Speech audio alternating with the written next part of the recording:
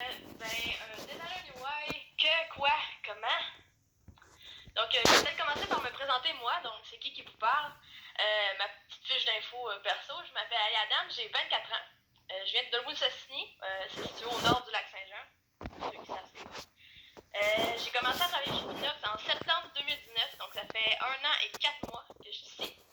Et j'ai toujours aimé les jeux vidéo, c'est ma passion depuis que je suis tout jeune. Là. J'ai toujours rêvé de travailler dans cette industrie-là. Et je peux dire que j'ai coché cette case-là dans ma liste de souhaits, c'est fait.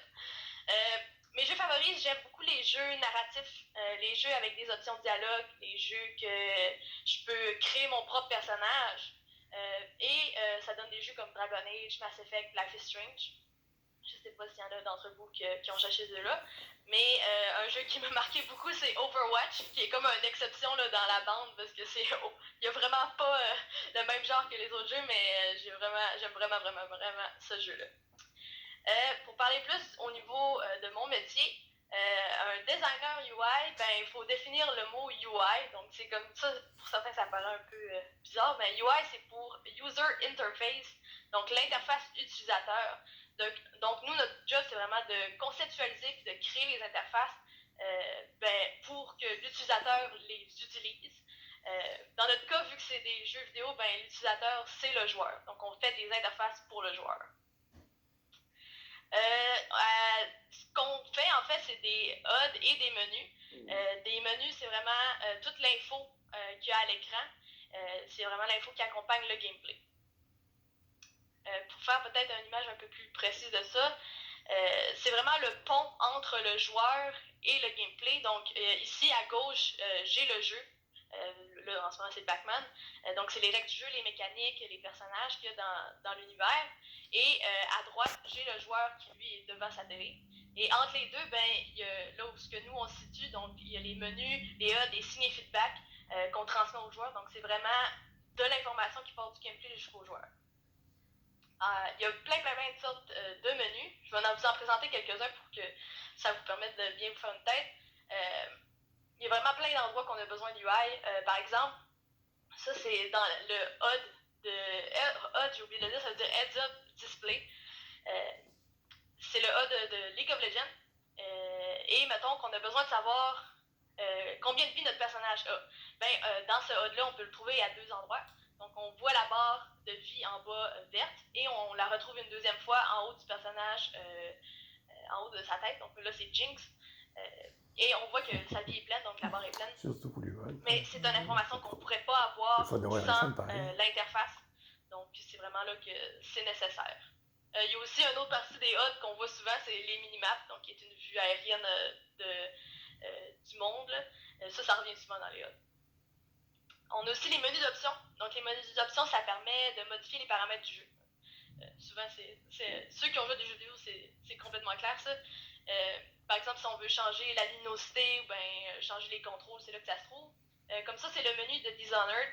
Si je veux changer la difficulté, j'ai juste besoin d'aller dans la catégorie difficulté puis de le mettre à facile parce que moi, j'aime bien mieux jouer ça quand c'est facile. Mais, tu sais, ce que je voulais montrer par ce menu-là, c'est que les trucs sont pas mis à des places random. On pense vraiment à bien catégoriser toutes les options, puis vraiment les mettre dans des paquets. Tout est vraiment pensé. C'est beaucoup de travail qu'il y a derrière des menus comme ça.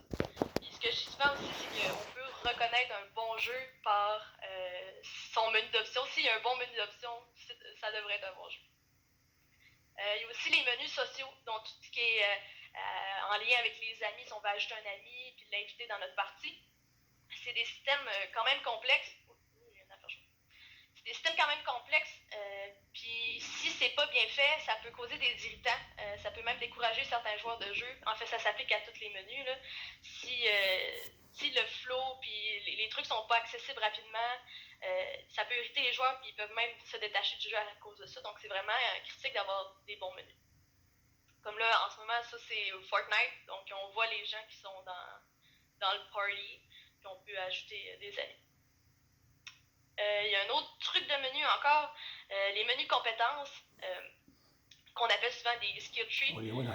Ça montre bien la nécessité d'avoir un HUD, d'avoir des menus, parce que si on n'avait pas ce menu-là, ben, il n'y aurait aucune façon d'améliorer nos compétences puis de débloquer des nouvelles habiletés. Ce serait tout simplement impossible. Donc, c'est vraiment nécessaire d'avoir ces menus-là. Puis, ça démontre la progression du joueur, ainsi de suite. Ça, c'est le menu de compétences de Assassin's Creed Odyssey. Puis, on vient de passer à travers quelques menus, mais il y en a des tonnes et des tonnes, là. Par exemple, ici, on a tout ce qui est boutique, puis les magasins, des menus de personnalisation, des menus d'inventaire, des menus de sélection de personnages, des menus, des écrans de victoire. Donc, des écrans, il y en a plein aussi, ça compte dans les menus. Il y a tout plein de sortes de menus. Ils ont tous leurs particularités puis leurs utilités. Puis c'est important de vraiment maîtriser chacun de ceux-là pour avoir une interface générale très optimale. Le menu, ça regroupe aussi certains éléments, comme les icônes. Donc, les icônes, ça sert souvent à illustrer, par exemple, un concept qui est un peu plus... qui n'est pas tangible. Ici, par exemple, on a un boost. Donc, c'est une bouteille d'intro pour montrer que ça va accélérer. Ça, c'est ceux-là de Crash Team Racing. C'est les icônes de Crash Team Racing. Puis, ça aide aussi à illustrer des vrais objets de façon plus minimaliste. Par exemple, si on a un hélicoptère qui a été vraiment réduit à ses formes les plus simples, ça, c'est les icônes de la minimap dans Warzone, dans Call of Duty Warzone. Puis quand on crée des icônes comme ça implique aussi de prendre en compte le style du jeu, à quel point on veut on veut visualiser l'objet, sa couleur, etc. Donc, il y a vraiment quand même toute une pensée derrière chaque icône. Puis, ce que j'aime aussi ajouter, c'est qu'on n'a pas besoin d'être super bon en dessin là, pour réussir à faire des bonnes icônes. C'est pas en lien. Donc, pas tous les designers UI qui sont des super artistes de portraits réalistes, de fous. Il y a des gens qui... C'est plus les talents de designers qui vont ressortir au niveau des bonnes icônes. Un autre élément aussi que dans les menus, c'est la typographie. Donc, tout ce qui a fait entrer au titre, les sous-titres, le texte courant, le contraste entre la couleur du texte puis le fond, le style visuel de la police, tout ça, c'est des trucs qu'on doit prendre en compte aussi en tant que designer UI. Puis c'est des trucs qui sont quand même peaufinés, là. On passe beaucoup de temps là-dessus. Un autre élément aussi que parfois on oublie, ça n'a pas l'air à bouger, mais c'est les animations. Donc les transitions entre les menus, les effets des boutons, toutes ces affaires-là, ça aide vraiment, oui, à embellir le menu, mais aussi à amener de l'information. Par exemple, s'il y a un nouvel élément, quelque chose qui est nouveau, on peut le faire flasher. Avoir toutes ces connaissances-là en animation, ça peut aussi aider à être un bon designer UI. Ça aide à mettre de l'emphase sur certains éléments. J'aimerais passer avec vous à travers les étapes de conception. Donc, comment qu'on fait partir de zéro, puis tout d'un coup avoir un menu. Puis, en tout cas, comment qu'on fait pour justement créer un menu. On n'est pas tout seul là-dedans, donc il n'y a pas juste les designers UI on fait pas tout de 0 à 100 tout seul de notre bord. Donc, c'est vraiment un travail de collaboration avec d'autres membres des autres équipes. La première étape, ce serait le flowchart. C'est une étape qui est actuellement faite par les designers UX. UX, c'est pour User Experience. Donc, c'est une façon de décortiquer un peu toutes les actions que le joueur va prendre pour se rendre jusqu'à un menu précis. Ça crée aussi un peu une façon de figurer la hiérarchie des menus. Ensuite, après le flowchart, on a les wireframes. Ça, c'est vraiment une étape faite par les designers UI. Ça nous permet on prend toutes les informations qu'on a à présenter, puis ça nous permet de les placer dans l'écran où ce qu'on veut les mettre, de décider de leurs proportions, à quel point ils sont importantes une envers l'autre. Comme ici, on voit que la minimap, on l'a placée en haut à gauche, puis tout à l'heure, dans HUD de League of Legends était en bas à droite. Donc, c'est une décision qui a été prise. Puis, ça permet de voir l'information avant d'y ajouter sa couche visuelle, qui est la prochaine étape, qui est le concept visuel. Donc, c'est vraiment, c'est l'étape d'embellissement. C'est là qu'on rend ça beau, mais qu'on garde quand même le côté utile. On appelle ça de faire des mock-ups. On habille le wireframe qu'on a fait précédemment, puis on vient y mettre le style visuel du jeu. si on veut, c'est comme un peu, on essaie de recréer une capture d'écran. Donc on essaie comme un peu de voir dans le futur de quoi le jeu va avoir l'air. Ça sert vraiment comme objectif. Donc on se dit, bon, le menu va être dans le jeu, il va avoir l'air de... Le but, c'est qu'il ait l'air de ça. Donc ça fait comme un peu une référence là, à avoir tout au long de la prochaine étape qui est l'intégration, donc l'étape de fonctionnalité. C'est là que on vient faire la programmation, on vient placer le menu dans l'engin, on fait vraiment un travail de collaboration avec les programmeurs à cette étape-là. On fait pas ça tout seul là, de notre bord en priant que ça marche.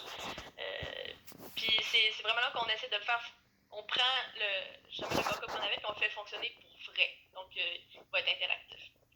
Puis ça nous amène à l'étape finale, qui est le rendu final. C'est là que le menu est dans le jeu. Il est fonctionnel, il est interactif. Les données, c'est les vraies données. Puis on peut se référer justement à notre mock-up, voir si on a bien réussi. Puis ce que j'aime dire, c'est que ces étapes-là, c'est pas des étapes fermées. Ça, c'était juste pour un peu montrer d'où on part et où on arrive. Mais souvent, ce qu'on fait, c'est qu'on e-time. Donc on passe à travers la même étape plusieurs fois, puis on essaye de se poser des questions. Est-ce que c'est mieux comme ça? Donc on fait une autre version avec cette intrigue-là. Puis en faisant plusieurs itérations, justement, on arrive à un meilleur résultat. Puis avant de passer souvent à la prochaine étape, ben, c'est ça. On regarde si on a fait toutes les meilleures déclinaisons possibles, puis on se dit, ah, ok, ouais, on a vraiment la meilleure option. On peut passer à l'autre étape. Comme j'ai dit, on travaille avec plein d'autres métiers, comme j'ai dit plutôt le designer UX, on a les programmeurs, les concepteurs de jeux qui s'occupent du gameplay, les artistes 2D, 3D, les artistes d'effets spéciaux, le directeur artistique puis les producteurs. Donc c'est vraiment, on n'est pas tout seul, on est juste un engrenage dans une grosse machine. C'est un peu comme si tu tournerais un film. Les logiciels qu'on peut utiliser Tu inventes tes personnages. en tant que designer UI, c'est majoritairement la suite Adobe. Donc je parle de Photoshop, After Effects, Illustrator, Adobe XD aussi que j'ai pas mis. On utilise aussi les engins d'intégration, donc qui permet vraiment de faire fonctionner le jeu. Là, j'ai mis Unity et Unreal, qui sont des engins publics, donc que tout le monde a accès, mais on a aussi des engins maison là, qui marchent de façon similaire. Et j'ai aussi mis des objets, des logiciels 3D, parce qu'on utilise aussi plein d'autres logiciels que des fois on ne penserait pas utiliser. Ça me vient à parler qu'un des atouts à avoir en tant que designer UI, c'est d'être versatile. Donc c'est plus payant d'être bon dans plusieurs logiciels que d'être le maître suprême, le master de tous les menus dans un seul logiciel. Donc c'est vraiment plus important de savoir toucher à tout que d'en connaître un par cœur. Quelles compétences ça prend? Donc en lien avec le logiciel, ben en général, c'est sûr qu'il faut aimer travailler en équipe. En fait, ça s'applique à tous les métiers du jeu vidéo, parce qu'on fait jamais rien tout seul, c'est toujours en équipe qu'on y arrive. Avoir un bon sens critique et le souci du détail. Ça aussi c'est important parce qu'on travaille avec des pixels, donc on veut que tout soit aligné. Puis c'est vraiment important aussi d'avoir un sens critique, savoir qu'est-ce qui est bon, qu'est-ce qui est moins bon. Être un bon communicateur et avoir l'esprit ouvert, ça aussi c'est important parce que si mettons tu arrives avec un mock-up puis tu as pris une décision il faut que tu sois capable de verbaliser pourquoi tu as pris cette décision-là, puis peut-être aussi de la défendre. Puis d'avoir l'esprit ouvert, c'est important puisque on va toujours avoir à montrer ce qu'on fait, puis de se faire critiquer, puis de savoir prendre les bons commentaires, puis juste de s'améliorer avec ça. Être efficace et débrouillard, ça revient un peu à ce que je disais tout à l'heure, c'est bon de savoir toucher un peu à tout, puis de savoir justement se débrouiller, puis trouver des réponses par soi-même. Puis aussi que ça, encore la versatilité qui revient, puis une facilité d'apprentissage parce qu'on fait vraiment plein de trucs différents, puis c'est ce qui est fun. Au niveau plus technique, une bonne attitude en design graphique, c'est sûr que c'est à avoir puisque c'est ça qu'on fait la majorité du temps, là, c'est du design graphique. Donc avoir toutes les notions, là, mais souvent ça c'est enseigné à l'école. Puis il y a plein de ressources aussi en ligne. C'est quoi, là?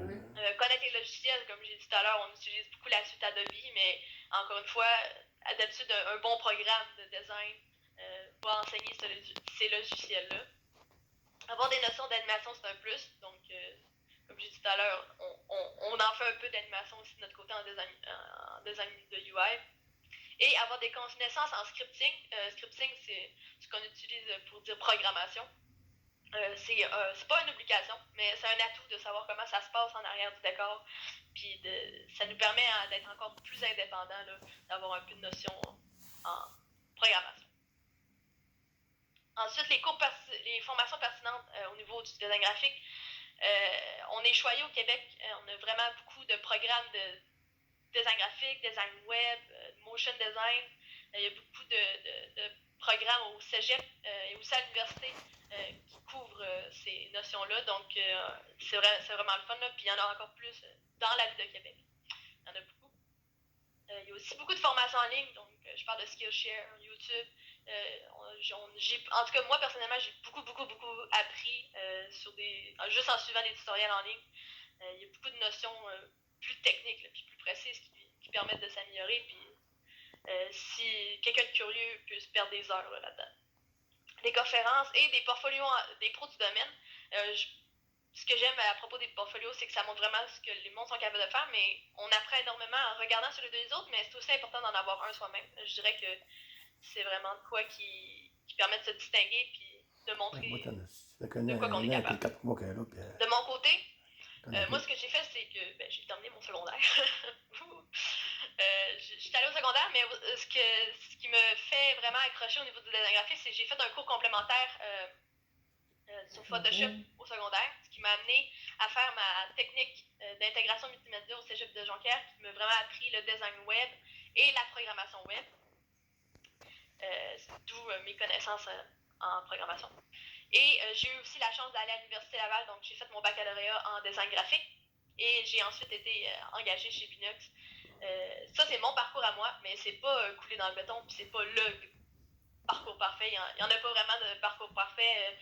Dans l'équipe UI, il y a plein de monde qui ont fait des cheminements différents, mais on est tous arrivés ensemble. Puis, en fait, avoir tous des cheminements différents, c'est ce qui fait un peu notre force. C'est qu'on a toutes des connaissances que d'autres peut-être n'ont pas, puis ça fait bien. J'ai un quiz pour vous. Je sais pas trop si je peux voir je pense que je peux pas voir le chat, fait que je vais juste vous laisser vous débattre entre vous, là. Puis je vais donner la réponse. Je vais vous laisser attendre un petit peu puis donner la réponse. C'est des interfaces assez simples, puis c'est de trouver laquelle est bonne puis laquelle qui est mauvaise, en fait. Donc, c'est parti. Donc, entre ces deux interfaces-là qui semblent peut-être similaires, il y en a une qui a une erreur, l'autre non. À savoir laquelle. Tic-tac, tic-tac, tic-tac. Ok, go. Donc, la bonne, c'était celle de droite, la numéro 2. En fait, la différence ici, c'est que ici, on a le texte en blanc sur du bleu. Ici, le texte est gris sur du bleu. On peut voir que le contraste est vraiment moins bon à gauche. C'est de quoi qu'on doit faire attention justement à UI, c'est le contraste de la police envers son background, parce que ça peut nuire à la lisibilité puis rendre ça illisible pour certains qui ont peut-être une moins bonne vision. Ok, deuxième, entre les deux, numéro 1, numéro 2, lequel est bon, lequel est mauvais.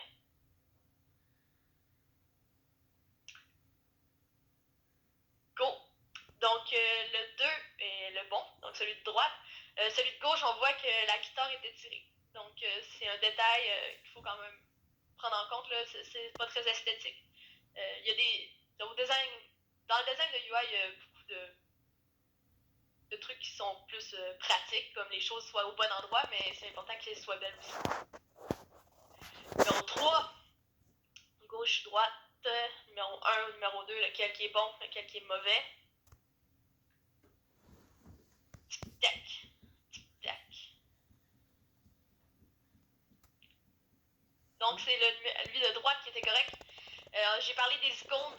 C'est important d'avoir des familles d'icônes qui vont bien ensemble et qui semblent être dans le même univers. Comme ici, ils sont toutes blanches et pleines, tandis qu'à gauche, il y en a à droite, je veux dire, il y en a quelques-unes qui avaient des lignes puis d'autres non. Ça fait qu'ils n'ont pas l'air à être ensemble. Ça aussi, c'est un aspect de quoi qu'on doit penser en UI. Je pense que lui, c'est le plus dur. Je vous laisse regarder. Numéro 1, numéro 2, gauche-droite. Lequel qui est correct, lequel qui ne l'est pas.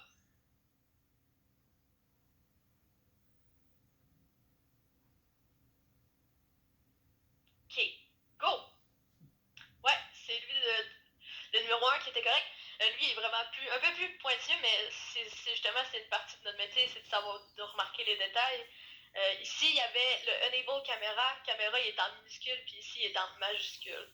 Donc, si on se dit que dans notre interface, tous les boutons vont avoir le texte va être en capital, ben, c'est important que ce soit comme ça, que ce soit content.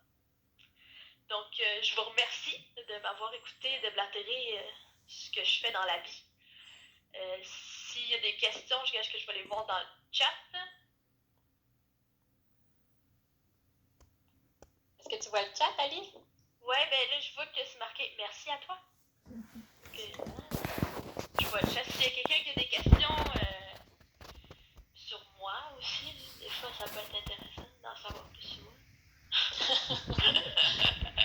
Non, mais s'il y a des questions de UI en général ou sur le jeu vidéo ou whatever.